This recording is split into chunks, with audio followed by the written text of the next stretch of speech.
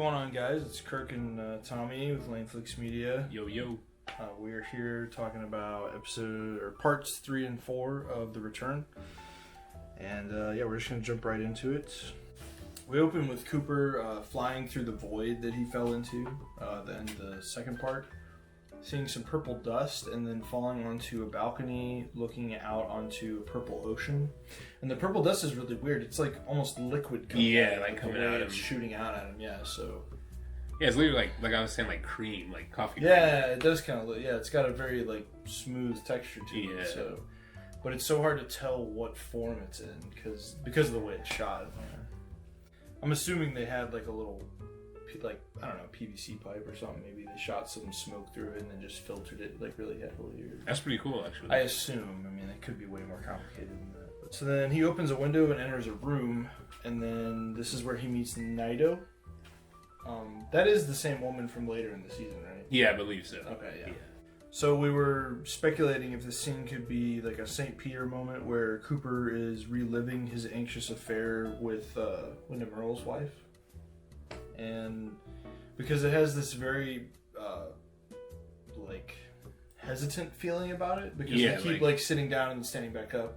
And like it's this weird, looking around and everything. And then whenever there's like the banging on the door. Yeah. So we speculated that maybe it's like a limbo of Cooper's in some way, you know? A little hell loop. Yeah. And Nido, she talks in these really strange, like breathy barks. At first, she doesn't really actually like talk that much. And then Cooper walks over to a vault lock on the wall, and Nido brings Cooper up a ladder through a different part of the place, and then they stand on top of this like box of a room they're in. And they just they see all the space, and it's like really weird green screen, but it's not terrible because of the way like they filter it and stuff. It kind of dulls the edges. I feel like it works. Yeah. Oh no, it definitely works. Yeah. It's just for the assholes that are like, you think you're stupid. Yeah. So then Nido disappears, and we see Major Briggs' head. And it just slowly drifts by, but it's horizontal. Yeah, and like blue. And and it says Blue Rose. It says Blue Rose. Blue Rose. And it's weird that he says Rose almost like he's saying it backwards. And I'm wondering if it's just like we talked about it. I'm wondering if it's just because they didn't have Don Davis' voice to say like Blue Rose, so they like manipulated some of the words or whatever. Like spliced. It's creative and it sounds weird, so it fits with Twin Peaks, you know. We then see the vault door again, labeled 3 instead of 15 earlier. And you and I were like, what's 315? We know that number. What is that? And then Coop re-enters and sees Ronette on the couch. Ronette Pulaski, who is the other young lady that escaped from where Laura was murdered. And then Mr. C is driving and gets some kind of issue. He starts like blinking and like his vision goes in and out. Getting and all stuff. blurry. Yeah. And then we see Dougie and Jade, and Dougie gets sick, and so does Mr. C. And then Dougie appears in the red room, and Mike states that he pretty much tells Dougie he's a tulpa. Yeah. And then Dougie, wearing the Owl Cave ring, breaks down and turns into a little gold ball, which is similar to Laura, right? Like in because she's like a big gold ball. Well, yeah, she's like the glowing gold ball. Right. Yeah, but there's some other instance of like gold and silver, like BB looking things. I don't remember where though. Oh, with Diane later. Right. Okay. Does she turn into one too? Yeah, or? like her tulpa does. At least. So maybe they're just supposed to be like seeds for tulpas, I guess. I remember we were talking about like bartering with like in the red room with gold. Like, yeah, it might work, bro. Then we get this really glorious like angelic sun ray shot of the Twin Peaks Sheriff's Department. I love that because it's like, check it out, we're back. You know, yeah, it's great. And then we're introduced back to Hawk, Lucy, and Andy, and we get the whole "you're an Indian" line. Wait a minute, Hawk. Because this is where it wasn't in the last part. This is where Hawk and Andy and Lucy are all talking about what Log Lady told him. Right. And so, yeah. Which is pretty much the same thing. And then Lucy describes her farts, and Andy's just like, it's like blowing Andy's mind that like women fart at all. He's like, women shit? Yeah. Andy's, he's done for the day, bro. He's gonna go home and just Watch him some good old Andy Griffith show. Just be chilling for the day. Maybe that is what his character's a reference to. You think so? Yeah, because his name's Andy. Oh, he's the goofy cop. You know, like Barney in that. Wow. I wonder if his whole character is just a reference. Because you remember how there's like a bunch of TV archetypes they use, so it's cool. The shit's out. Andy's great. I love Andy. And then this is where we get the whole "it's not about the bunny" scene. And I remember watching. I think it was. I don't remember what. It was some YouTube channel, and the guy was like, "I wish they would have like used that as a teaser for the show." And I'm like, "That's genius!" Like, is it about the bunny? Yeah, it was genius. Because that's so Twin Peaks. Like them just sitting around and like arguing about if it's about this chocolate bunny that's missing. Like, it's just supposed to show you like how we get caught up in stupid details, you know. And we're back to Dr. Jacoby spray painting the golden shovels, and he has this rusty and kind of like found object mismatch contraption to pull the shovels along. Little pulley system. Yeah, it's pretty cool.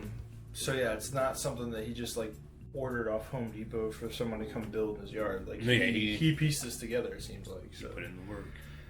And then Jade and Dougie Coop arrive at the Silver Mustang Casino, which we realize this time could be a white horse symbol of like the Silver Mustang.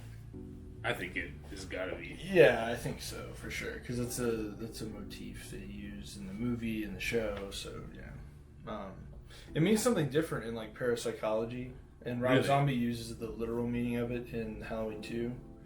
I actually like Halloween 2. Hot take. I know people are gonna roast me for that, but I like Rob Zombie's Halloween 2. They're like, Halloween what? Like, what the fuck are you talking about? No, I like that movie.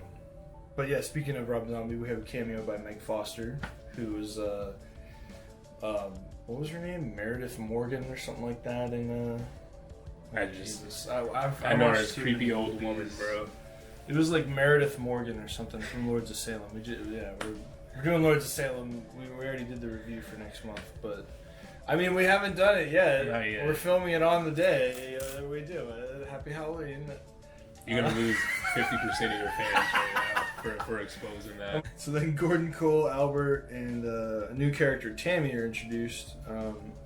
And after we get this really weird kind of red herring situation with some guy they're investigating before they get into our plot, this is where Albert says probably one of my favorite quotes from Twin Peaks: "The absurd mystery of the strange forces of existence." And I don't know why, that describes Twin Peaks to a T, bro. I told you Albert's that guy. To a T, bro. Like, I told you Albert's that guy, bro. He gets it. He may be a dick, but hey. He gets it. It's so real. And it sounds like a little like weird, but it's like, you can't deny it, you know? I mean, it's a little like out of the ordinary thing to say, but for what's going on, yeah, it describes it perfectly, you know? It's like a tagline for the show. That could work perfect as a tagline. So then we're back to Dougie Coop at the casino, seeing Mike's little hints from the Red Room, the little like holes in reality that we see into the Red Room. Letting Dougie Coop know which machines will cash out.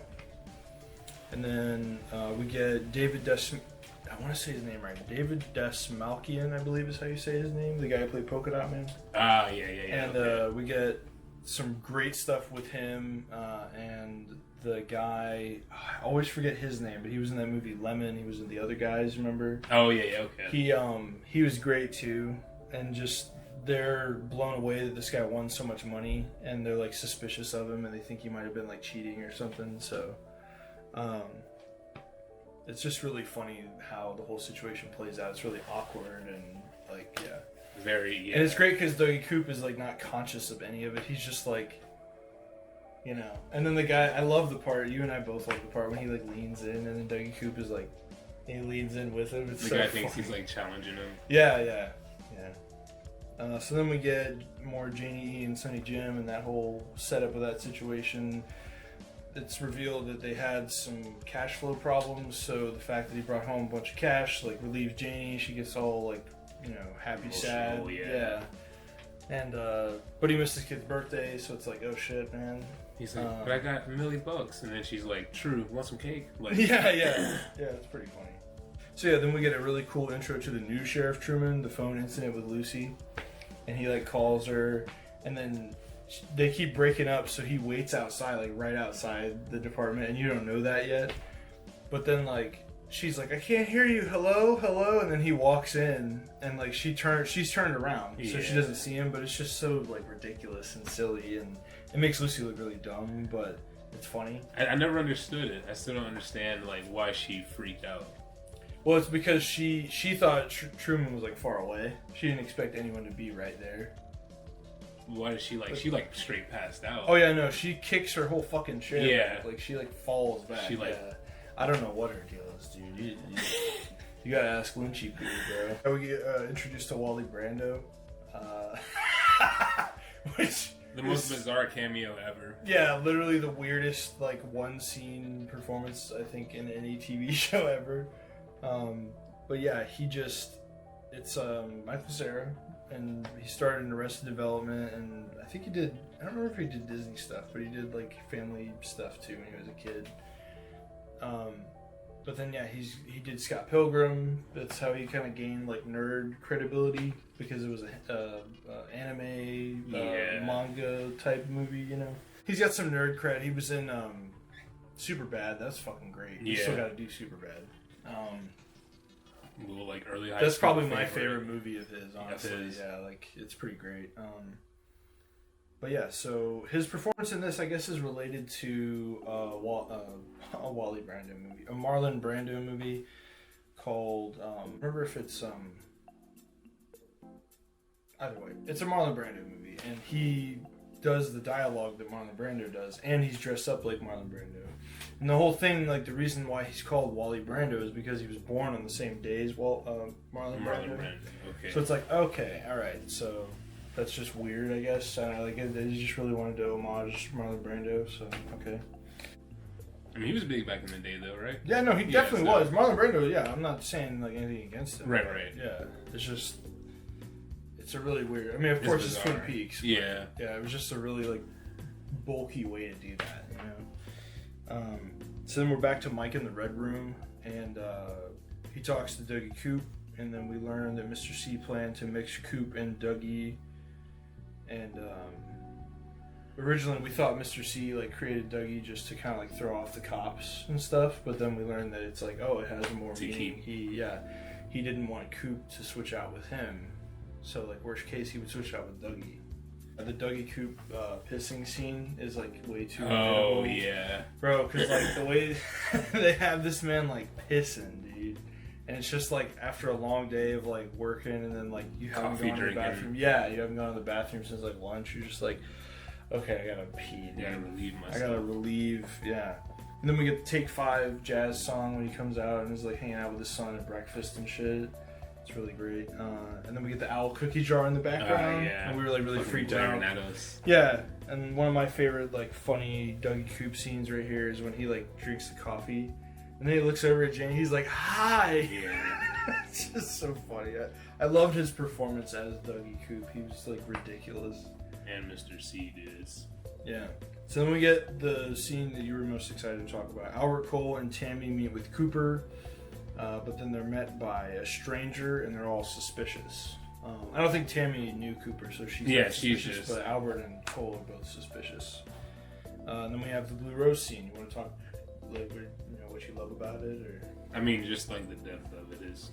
It's cool that it's really cool. It's a vulnerable moment for Gordon Cole because he turns his thing way down, so he can just hear like Albert talking normal conversation. But then you see how vulnerable he is because of when Albert moves his feet, and he's like, "Oh my god, it's like a knife in my brain." Literally. So, yeah, it's just a tender moment, I guess, between two like pretty tough characters. The blue tinge of that whole scene. Yeah, and you got the blue filter on it. Yeah, it's really really nice. You got the whole "it doesn't get any bluer" line that like is just classic like detective type line. Yeah. And then we get really cool outro song here. I don't remember what it was called, but it was nice, and it's Laura Dern's daughter and her band, so it was pretty cool. And then yeah, that's the end of episodes parts 3 and 4. So yeah, I think the Blue Rose scene is probably the most stylized as far as like dialogue has gone. Dude. Because like all the dialogue's shot pretty flat up to that point, so it's like, whoa, nice. Like it's a cool little like blip in the heartbeat. Doesn't get any bluer. That's yeah. I was like, sign me up for the FBI right now. But yeah. Do you remember at this point watching it for the first time, like what you were thinking, what you were feeling, like right after the Blue Rose episode? After like, the Blue Rose episode in general. Not knowing anything else. I don't think we know about Garland Briggs or anything yet. Like it just made me really want to see what was going to happen next. Like especially I know I just brought it up after that. It doesn't get any bluer. I was like, oh yeah, some shit's about to go down. Right. Like Yeah. Well, it's very like tense and Lynch is really good at building tension, especially through like 18 parts of it's essentially an 18-hour movie, you know. Yeah, it's pretty great. We're not going to be doing all of them. We're doing parts 1 through 4 now, and then we're gonna skip I think to maybe 7 or 8 or 8 and 9. Definitely doing 8, and then we're gonna do like the last 3 or 4. Okay. And then I think we'll be done. So. We might split this up into like 4 videos. Part 8 might be its own video. Because it might have to be. But yeah, so thank you guys so much for listening, and we'll see you next time.